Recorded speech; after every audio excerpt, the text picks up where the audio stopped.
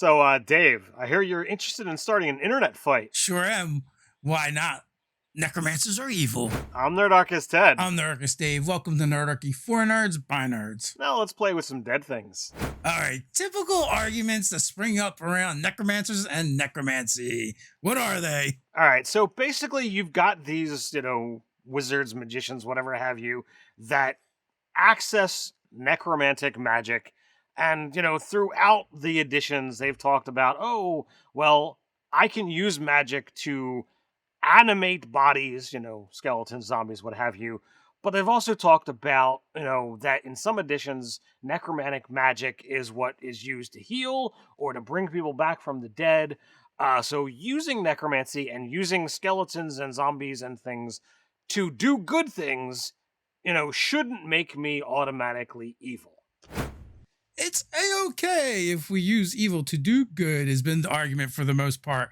And there's also other things evolved around that, which we'll get into after a few words about our sponsor, hexbound.com, which actually ties right into this because, I have a sneaky suspicion you're going to get a lot of necromancy in there, maybe even playing with some dead things as well.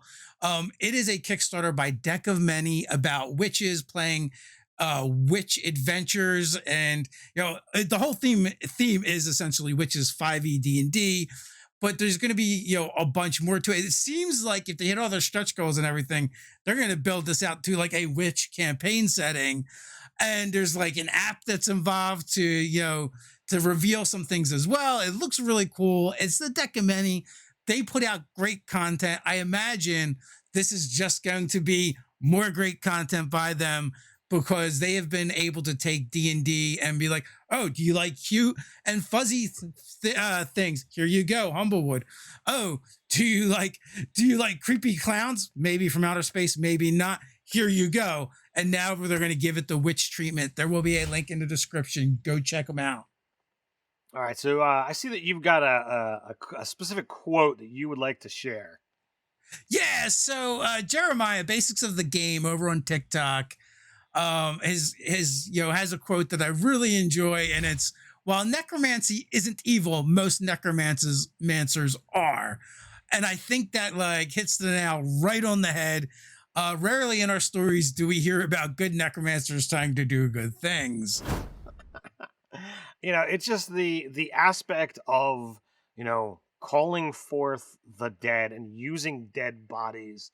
There's a layer of desecration that comes into that. Now, technically, if you're not digging up the dead and you're just using what happens to be lying around, all right, maybe that makes you more scavenger-esque than just straight up evil. But real quick, before we get any further, I want to ask you guys, the viewers watching along at home, or wherever you may be, where do you fall on this side of the argument? And also, we want to get into afterwards, like how we can fix this and maybe make it not an argument. Is it evil? Is it not evil? How do you use it in your games? What is your opinion? Down in the comments. And if you'd like to help out Nerdarchy appease the almighty YouTube algorithm, do all that things like subscribe, click that notification bell, whatever, you know the drill. And as a quick reminder, we drop new Nerdarchy videos every Monday, Wednesday, and Friday, so come on back to the channel and see what's new. All right, so, it comes down to this almighty question. And, we have, almost talked this topic to death. But, why is Nerdarchy... Ted, the question is, have we talked it to undeath yet? Oh, nice one. So why is Nerdarchy so adamant that necromancers are just evil? Yeah, I blame Wizards of the Coast, personally.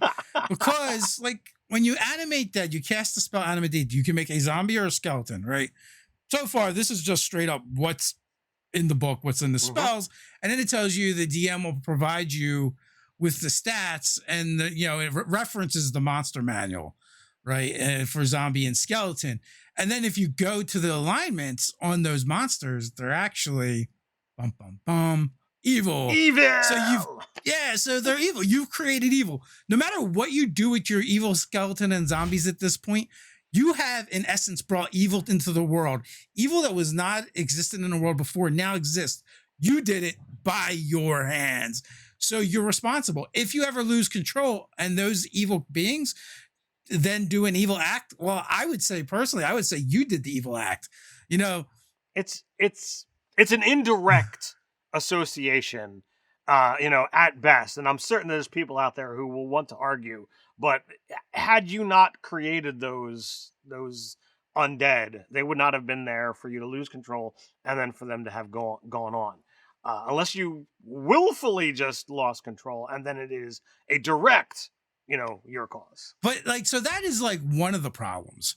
The other problem is there's generally a huge cultural stigmatism around desecrating the dead, doing something with the dead. I cannot think of any real world culture where it would not be considered taboo to mess with someone's dead. While there's no real world cultures that kind of get into it that we're aware of, and again, sound off if you happen to know of any, I'd love to hear about them. But there are a number of fictional areas or cultures, races, that once the body is no longer living, it's just a husk. The spirit has moved on. And those are kind of things that you could wind up doing something with. Yeah.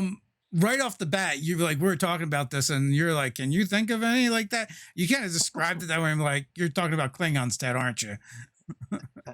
And yes, that was my initial, the initial go-to, that, they don't really care about it. It's, they guide the spirit in the Stovokor, and that's it. Once it's there, you do the whole hold the eyes open, you got to do that roar thing. And then it's done. All right. We another warrior has passed on. This is just a sack of meat at this point. Yeah. They're like, this is trash. You had brought up, but you had brought up that, because you're much more into Eberron than I am, that there's some Eberron aspects to this as well. Yeah. So the Karnathi, during the last war, they're like, we're running out of soldiers. We cannot do this indefinitely. I got an idea. Karnath needs you. And, basically they would conscript their dead to continue the battle and fight for them, using skeletons and zombies. They have their own stats. It's a very specific monster to Eberron. So I was like, oh, well, when that comes out, then we'll have some like non-evil undead. No, they were evil as well. Did not change the alignments. Now there's also like the Court of the Undying, which are undead elves, where they are one of the rare cases where they aren't, but that's like a whole process, and it's not like you're a necromancer bringing those people back, right?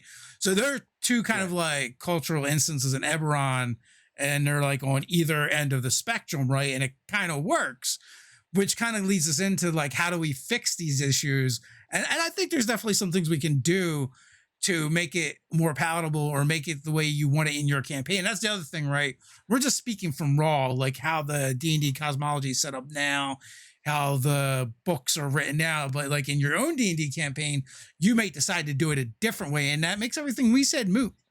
Yeah, please, don't let us tell you how to play your D&D game if everything is, happy and working for you. We just go by what's in the books. That's, where it's fun. And, we thought this was a nice, fun topic to kind of get into. But as far as fixing the issues, we talked about, just those two small things, the stigmatism and the alignment.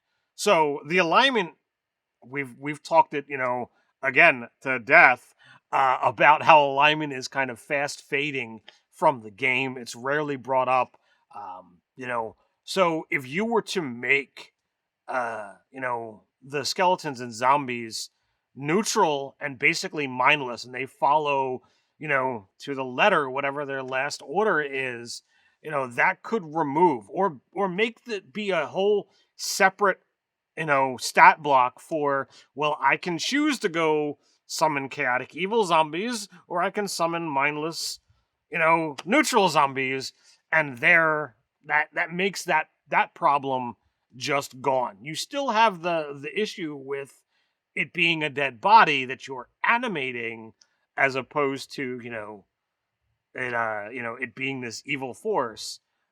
But you've at least made a step in the right direction. Yeah. So I believe in 5e we have unaligned creatures, right? Like they're mostly beasts. We do. Like if you made non-intelligent undead unaligned, and like you're like zombies no longer crave the the flesh of the living, and the skeletons don't want to snuff out the life force of things that are living and warm-blooded near them, then then it kind of works, right? Then you can do it. Then they are just objects at that point, right? That you can animate and have them do your bidding. So that fixes the one problem. Then the cultural thing is, like in Karnoth, that's not a big deal. It's kind of what they do. Court of the Court of the Undying for the elves, again, that's part of their tradition. It's not a big deal. Like we talked about lizard folks and how you might have a lizard folk society where they might view eating the dead as a way to honor the dead because they're not wasting the meat. Like lizard folks are, their mindset is very alien and different. So in that culture, they might actually be okay with actually stripping the meat off. They might even have like a ritual for doing it of their fallen warriors, and then it will feed the community. But then maybe they do have a shaman, witch doctor, or a necromancer then animates the bones to then further protect and serve their civilization, their culture. So that like that, for instance, might be a way that you could do it that springs to my mind. But there might be a bunch of other ways, and like in like that culture might have an agreement amongst themselves about how they treat the dead and how they revere the dead, and actually putting them back at the service might be part of it. Yeah, I mean that to me is very evocative, and I definitely am interested in exploring that concept, further. That it's definitely lots of cool things to think about. But if you remove the alignment, if you remove the cultural stigmatism, from the area that you're playing in, it could be very easy to make necromancers not be evil. And then you could play a whole game of like, okay, yeah, I'm just a, normal adventurer doing the things that I do. And then have to, after a while, go into a new area where there it might be a problem. And then, oh no, what do you do? So like you could have fun with it of like, no, it's really not bad where I come from. We do this all the time. Yeah, maybe animate dead works differently in your game. You're not like drawing back any of the life force from beyond the grave and shackling the spirit of a once living creature. Maybe you just pull the animus from around you that's like in plants and trees and the world, and that's what reanimates the corpse. But you can let us know how you do it in your game. You need another video on necromancers? Check out 5 must-have spells for a D&D necromancer. Like to help support Nerdarchy, might want to check us out over on Patreon. And as a thank you, you'll receive monthly 5e content for players and DMs alike, a chance to game with us, and more. So until next time, stay nerdy.